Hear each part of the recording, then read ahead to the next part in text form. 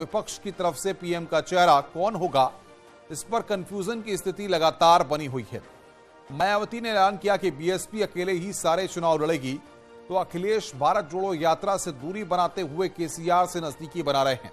तो सबसे बड़ा सवाल है कि उत्तर भारत के सियासी दल आखिर राहुल की यात्रा से दूरी क्यों बना रहे हैं। आपको रिपोर्ट दिखाएंगे, उससे पहले बता देते हैं कि राहुल की यात्रा से अब तक किस किस ने दूरी बनाई है। अरविंद केजरीवाल ने राहुल की यात्रा से दूरी बनाई है। नीतीश कुमार, अखिलेश यादव, मायावती, जयंत चौधरी और ओम प्रकाश राजभर के वो नाम हैं जिन्होंने राहुल गांधी की भारत जोड़ो यात्रा से दूरी बनाकर रखी हुई है। और सबसे महत्वपूर्ण बात यही है कि अब इस दूरी के बाद इसके क्या मतलब और मायने निकाले जाए।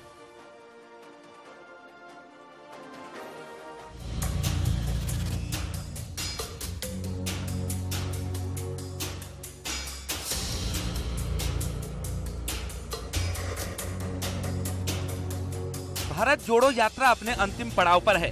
समापन समारोह से पहले कांग्रेस यात्रा के बहाने 2024 की लोकसभा चुनाव में बड़ा विपक्षी अलायंस तैयार करना चाहती है। लेकिन विपक्षी एकजुटता पर तब सवाल खड़े हो जाते हैं जब उत्तर भारत के राजनीतिक दलों ने राहुल गांधी की भारत जोड़ो यात्रा से दूरी बनाई। समाजवादी पार्टी और बीएसपी ने भले ही यात्रा को नैतिक समर्थन दिया हो, लेकिन राजनीतिक समर्थन से दूर रहे। मायावती ने तो साफ कर दिया कि 2024 के चुनाव में बीएसपी अकेले दम पर चुनाव लड़ेगी। इस वर्ष सन 2023 में कर्नाटक, राजस्थान, मध्य प्रदेश, छत्तीसगढ़ सहित अन्य जिन भी राज्यों में विधानसभा के लिए अगले वर्ष देश में लोकसभा के लिए होने वाले आम चुनाव में भी हमारी पार्टी बीएसपी किसी भी पार्टी के साथ कोई भी गठबंधन करके ये चुनाव नहीं लड़ेगी, बल्कि अकेले अपने बलबूते पर ही ये सभी चुनाव लड़ेगी।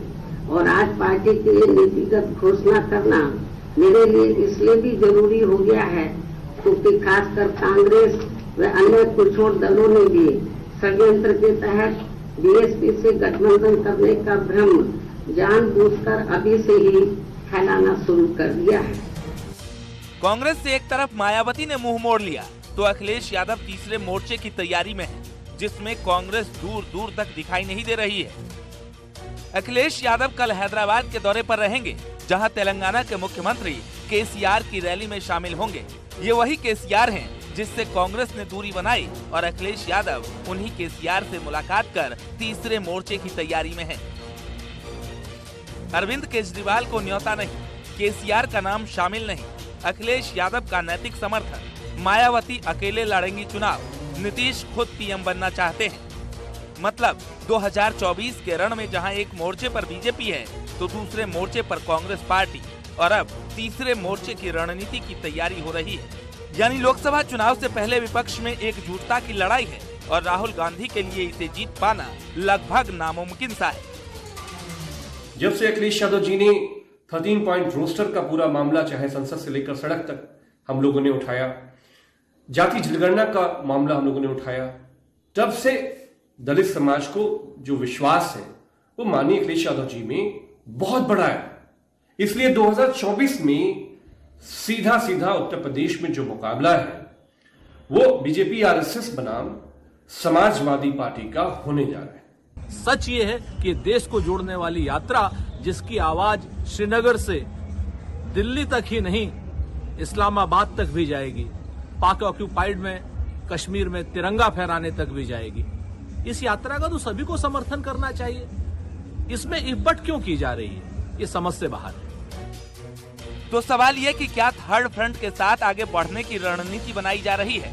क्या कांग्रेस से दूरी सियासी मजबूरी है? क्या विपक्ष की तरफ से राहुल गांधी को पीएम का चेहरा मानना मुश्किल हो रहा है? क्योंकि तमाम सियासी दल गठबंधन तो चाहते हैं, लेकिन कांग्रेस के साथ दूरी बनाए हुए हैं। ये गोलबंदी इसलिए नहीं हो पा रही है कि सभी दल, जो विपक्ष की सभी प्रमुख पार्टियां हैं, वो अपने अपने नेता को प्रधानमंत्री बनाने की रेस में लगे हुए थे। जब सब लोग प्रधानमंत्री के ही लाइन में खड़े रहेंगे तो फिर किसी न किसी को नेता तो स्वीकार करना पड़ेगा। कोई नेता स्वीकार करने को तैयार नहीं है, तो विपक्ष ने अभी तक तय ही नहीं कर पाया कि हमारा नेता कौन होगा और विपक्षी एकता बनाने के लिए कौन नेता आगे आएगा। तो आज नेताओं और तमाम दलों से ऊपर उठकर के नरेंद्र मोदी के साथ जनता खड़ी है। वही दूसरे दलों में नेता है तो नीति नहीं है, और नीति है तो नेता नहीं है। तो यह एक विडंबना है, और इसके पहले भी गठबंधनों का हाल देश की जनता देख चुकी है।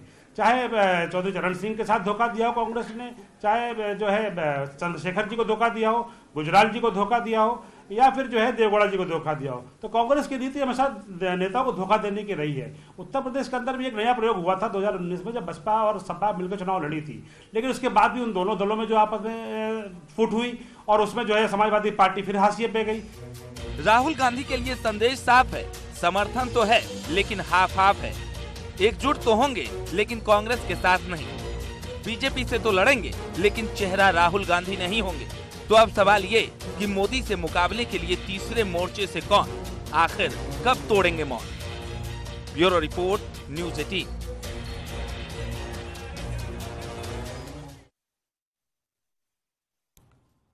6 महीने की ट्रेनिंग के बाद अग्निवीरों का पहला बैच सेना में तैनात होने के लिए तैयार है। प्रधानमंत्री नरेंद्र मोदी